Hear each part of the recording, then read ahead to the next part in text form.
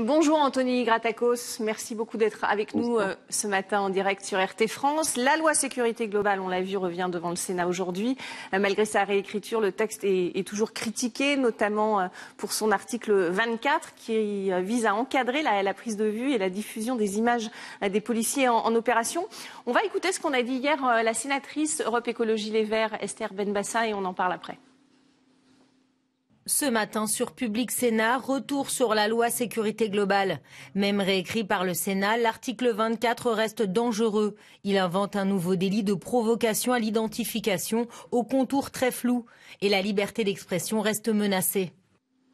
Que pensez-vous de cet article 24 ? On sait que les sénateurs de gauche ont déposé un amendement en vue de son retrait. Quelle est votre position là-dessus ?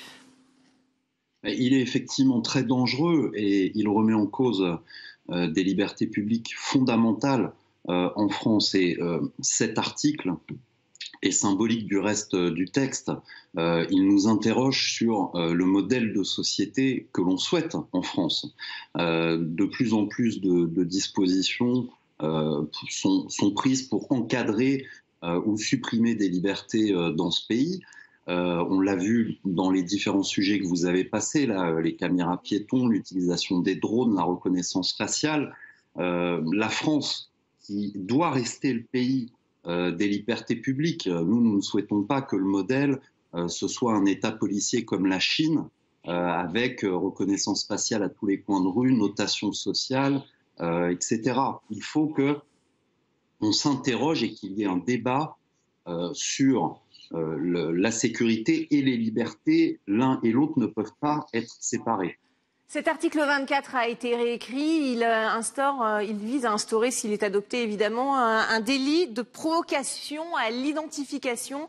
Je ne sais pas si vous comprenez, vous, ce que ça veut dire. Nous, on a du mal en tout cas. Ça reste très flou. Je vois bien qu'il y a la volonté de la part du gouvernement de protéger les agents de l'État et particulièrement les policiers.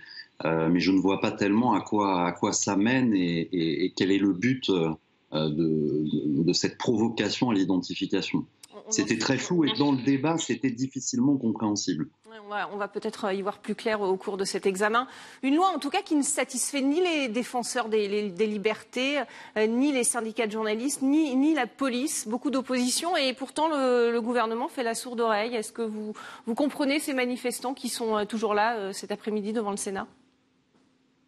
Mais je les comprends, je les soutiens. Mais c'est une habitude avec ce gouvernement. Il arrive à joindre les différentes forces politiques de gauche, de droite, les écologistes contre sa politique. Et malgré des oppositions farouches contre les dispositions qu'il peut proposer, ça va être le cas à nouveau avec l'application de la réforme de l'assurance chômage au 1er juillet. Il ne recule jamais devant rien et sûrement pas devant une majorité de Français qui se mobilisent contre ces projets. Journée sociale chargée aujourd'hui puisque les étudiants manifestent également. Ils sont de nouveau dans la rue à cause des restrictions sanitaires. Pour eux, les aides du gouvernement mises en place par le gouvernement sont insuffisantes. Écoutez ce qu'en a dit la présidente de l'UNEF. Nous n'avons toujours aucun filet de sécurité, aucune protection sociale à la hauteur. Bon nombre d'entre nous vivent sous le seuil de pauvreté. Ces aides sont un pansement sur une jambe de bois. Nous demandons un plan d'urgence de 1,5 milliard d'euros, en commençant par une augmentation immédiate des bourses et des APL. Est-ce que selon vous, il faut aller plus loin pour aider les étudiants en cette période très difficile de restrictions sanitaires ? C'est pas qu'il faut aller plus loin, c'est que rien n'a été fait. En France, au XXIe siècle, on est en train de laisser des étudiants malnutris, mal soignés, qui n'ont pas accès à leurs facultés, qui ne peuvent pas travailler dans des conditions décentes pour pouvoir suivre leurs cours. On met 7 milliards sur la table pour pouvoir aider Air France, ce qui est très très bien. On ne met aucun moyen pour pouvoir aider les étudiants. Là, Madame Luce, la présidente de l'UNEF, demande 1,5 milliard. C'est un début. Et il faut mettre des moyens considérables pour pouvoir, comme l'ont fait d'autres pays dans les facultés, mettre en place le matériel nécessaire pour permettre aux étudiants d'y retourner. En Italie, en Allemagne, on utilise des systèmes par ultraviolets, par exemple, pour traiter l'air. Je ne comprends pas que l'État n'ait toujours pas mis un plan en place pour pouvoir mettre ce matériel dans les universités. Et puis, il faut que les étudiants puissent se nourrir convenablement en France sans avoir à faire la queue devant des associations de charité. C'est l'État qui doit prendre ses responsabilités et mettre fin à cette misère qui est inacceptable et intolérable. On va parler de la stratégie de vaccination de l'Europe qui a beaucoup misé d'ailleurs sur l'AstraZeneca alors que plusieurs pays ont suspendu le vaccin. Pas un mot pour l'instant de la Commission européenne. Qu'en pensez-vous? On nous parle beaucoup de stratégie d'ensemble de l'Union européenne, mais quand les choses vont mal, c'est retour au chacun pour soi. On a vu que chacun des pays ont pris leur décision à tour de rôle justement de ne pas utiliser l'AstraZeneca. Qu'en pensez-vous? Bien. En ce qui concerne l'AstraZeneca, il semble qu'il y a un principe de précaution qui se soit appliqué. Maintenant, il va falloir faire la lumière sur ce qui s'est passé, qui semble être des problèmes à la marge, mais qui doivent être étudiés par la commission scientifique. Aujourd'hui, est-ce que c'est pas à l'Europe d'intervenir dans ces cas-là, puisque c'est une stratégie globale? Bien, il me semble que l'Agence européenne du médicament doit mener des investigations sur l'AstraZeneca et sur les problèmes qu'il aurait posés. Mais le problème n'est pas vraiment là. La question, c'est qu'on est toujours à des taux de vaccination qui sont trop bas aujourd'hui en Europe. Ça a bien démarré dans certains pays, puis maintenant, ça a beaucoup ralenti. C'est le cas en Allemagne, par exemple, où ça avait commencé très fort et où maintenant la vaccination est au ralenti. En France, ça a toujours été un peu lent, mais petit à petit, ça se fait, mais ça reste très largement insuffisant. On ne dispose pas des doses suffisantes pour vacciner les populations et on reste toujours sous cloche. Ça a des conséquences sociales, on l'a vu avec les étudiants. Il y a des travailleurs aujourd'hui aussi qui sont en grève dans différents secteurs. Je pense en particulier aux travailleurs d'aéroports de Paris. Il faut absolument vacciner massivement tous les pays du monde, parce que la question ne se pose pas qu'en Europe, on ne va pas vivre sous cloche en Europe. Il faut que tous les pays du monde soient massivement vaccinés et je ne suis pas sûr que les États européens mettent les moyens nécessaires pour cela aujourd'hui, parce qu'on continue de respecter des règlements, des lois, des propriétés intellectuelles, je pense aux brevets, qui nous en empêchent.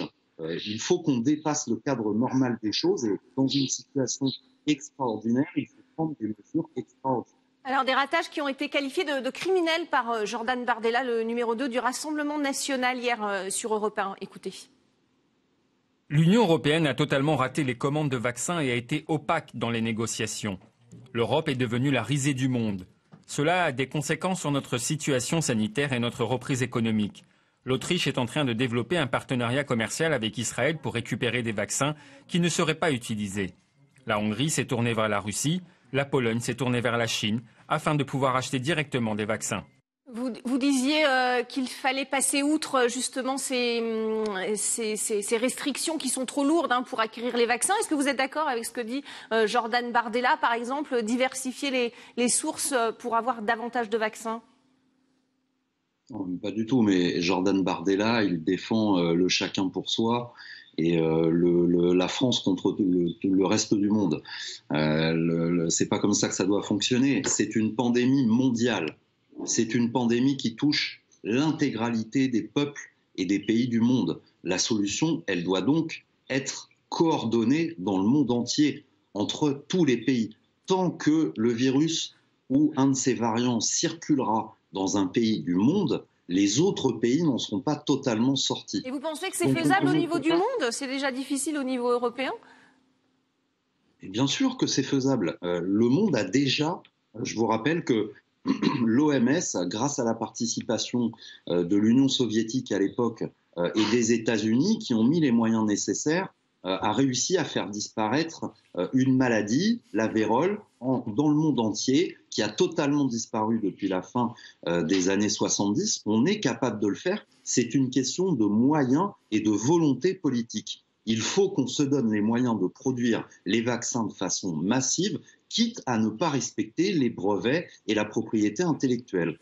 Toute la question est là, la levée des brevets. Merci beaucoup, en tout cas, Anthony Gratakos, d'avoir répondu ce matin en direct sur RT France.